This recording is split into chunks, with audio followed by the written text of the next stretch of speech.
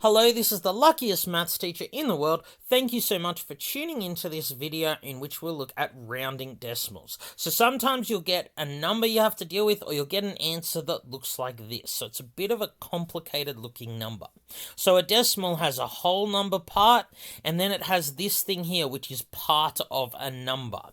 So decimals are often easier ways to write fractions. But this is a complicated number with lots of numbers after the decimal point. If I wanted you to remember this number, it'd be pretty hard to do. And in reality, we're rarely ever going to need to remember a number with lots of decimal places.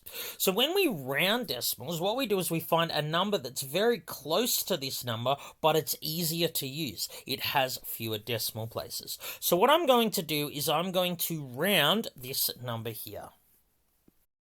So I'm going to take this number and round it to different numbers of decimal places. Each time I'm going to use this rule. So the rule when you're rounding decimals is you go to the next decimal place, the next one along from the one that you're interested in, and you use the rule 5 or more raise the score, 4 or less leave the mess. So let's look at rounding this number here to the nearest whole number, which is the same as 0 decimal places. So if I'm interested in 0 decimal places, I go to the first number after the decimal place. The first decimal place is 8. 5 or more raise the score, 4 or less leave the mess. Well, 8 is clearly 5 or more. So what I do is I raise the score. I increase the previous number by 1. So to the nearest whole number, this will be 13.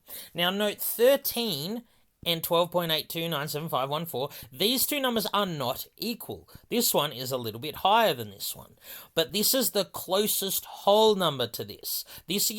13 is close to this number, but 13 is just a lot easier to work with than this number here.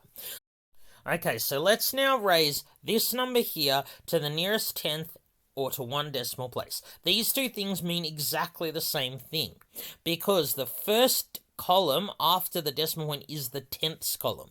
So raising something to the nearest tenth is the exact same as raising it to 1 decimal place. So I'm interested in 1 decimal place. So what I do is I go to the next one. I go to the second number after the decimal place. So the rule is 4 or less leave the mess. This is 4 or less. So what I do is I leave the mess. I just write 12.8. I don't round anything up. I just leave it as it is because this 2 is less than 4. So this number here is the closest number that has only 1 decimal place to this number here. These two numbers very close. This is easy to work with. So nearest hundredth or 2 decimal places. So what I'm going to do here is I'm going to go to the third number after the decimal place, which is 9. 5 or more raise the score. So what I'm going to do, because this is 5 or more, I'm not going to raise this number by 1. I'm going to go back and I'm going to raise the second number after the decimal place by 1. So I'm going to raise this to 12.83. Because 12.83 is closer to this number than 12.82 is. These two numbers are not equal. This is very close to this, but this is easier to work with. So finally, we're going to go to the nearest thousandth or 3 decimal places. So nearest thousandth, 3 decimal places mean exactly the same thing because the third number after the decimal place is in the thousandths column. So, how are we going to do this? What we're going to do is we're going to go, because I want 3 decimal places, I'm going to go to the 4th number after the decimal place, which is this 7. So the rule is 5 or more raise the score. I don't raise the 7 by 1, I go back and I raise the previous number by 1. See, that causes us a problem this time, because I can't make this a 10, that doesn't make sense. So what I'm going to do is I'm going to go to the previous number before that, this 2 here. See, this is like a 29. So I'm going to raise this number 29 by 1 and make it 30. So the nearest thousandth or 3 decimal places will actually be 12.830.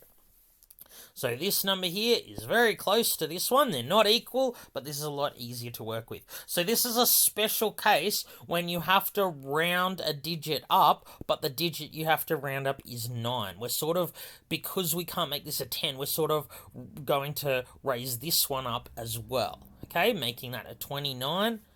Raising it up by 1 to get 30. So just note, this probably sounds like a really obvious fact, but if it says round to the nearest whole number, your answer needs to be a whole number.